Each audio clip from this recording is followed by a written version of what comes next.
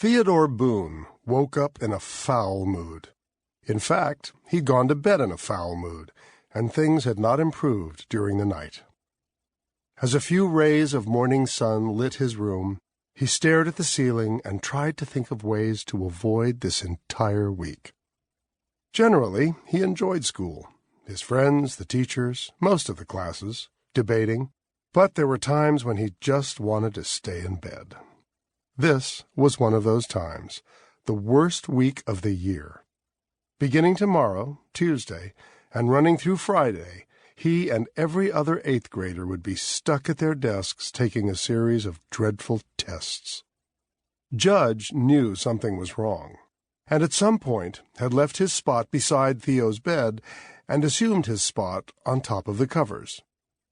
Mrs. Boone frowned on the idea of the dog sleeping in Theo's bed, but she was downstairs having her quiet time with the morning newspaper and wouldn't know. Or would she? Occasionally she noticed dog hair on the covers and asked Theo if Judge was sleeping with him.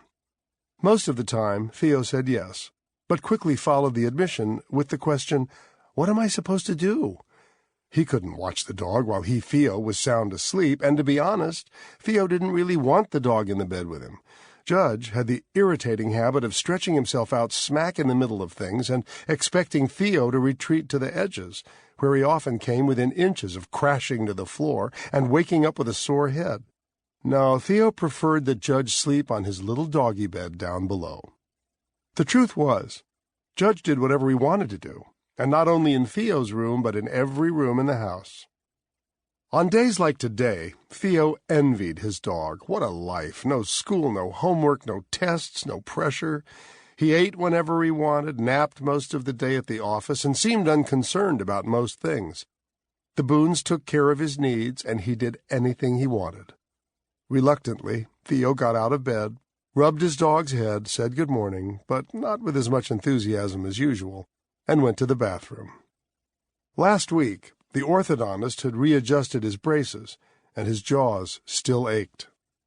He grinned at himself in the mirror, took stock of the mouthful of metal that he despised, and tried to find hope in the fact that he might get the braces off just in time to start the 9th grade. He stepped into the shower and thought about the 9th grade. High school. He just wasn't ready for it. He was 13 and quite content at Strattenburg Middle School, where he liked his teachers, most of them anyway, and was captain of the debate team, almost an Eagle Scout, and, well, thought of himself as a leader. He was certainly the only kid lawyer in the school, the only kid he knew of who dreamed of being either a big-time trial lawyer or a brilliant young judge. He couldn't make up his mind. In the 9th grade, he would be just another lowly freshman at the bottom of the pile. Freshmen got no respect in high school. Middle school was okay because Theo had found his place, a place that would disappear in a few months. High school was all about football, basketball, cheerleaders, driving, dating, band, theater, large classes, clothes, shaving, and, well, growing up. He just wasn't ready for it. Most of his friends wanted to hurry along and grow up, but not Theo. He stepped out of the shower and dried off. Judge was watching him and thinking about nothing but breakfast. Such a lucky dog. As Theo brushed his teeth, or rather cleaned his braces, he admitted that life was changing. High school was slowly rising on the horizon. One of its most important and unpleasant warning signs was standardized testing, a horrible idea cooked up by some experts far away. Those people had decided that it was important to give the same tests at the same time to every 8th grader in the state so that the folks in charge of Strattenburg Middle School and all the other schools would know how they stacked up. That was one reason for the test. Another reason, at least in Strattenburg, was to separate the 8th graders into 3 groups for high school. The smartest would be fast-tracked into an honors program. The weaker students would be placed on a slower track, and the average kids would be treated normally and allowed to enjoy high school without special treatment. Yet another reason for the tests was to measure how well the teachers were doing. If a teacher's class did really well, he or she would qualify for a bonus, and if the class did poorly, All kinds of bad things might happen to the teacher. He or she might even be fired. Needless to say, the entire process of testing, scoring, tracking, and evaluating teachers had become hotly controversial.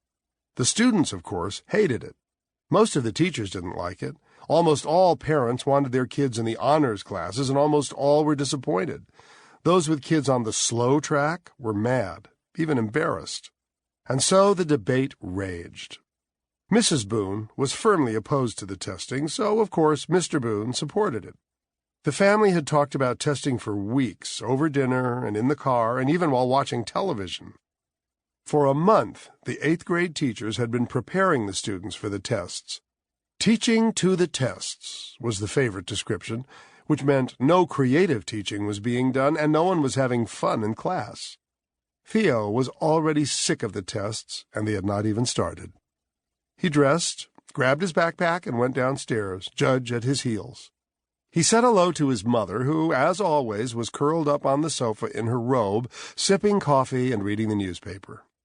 Mr. Boone always left early, and joined his friends for coffee and gossip at the same downtown diner.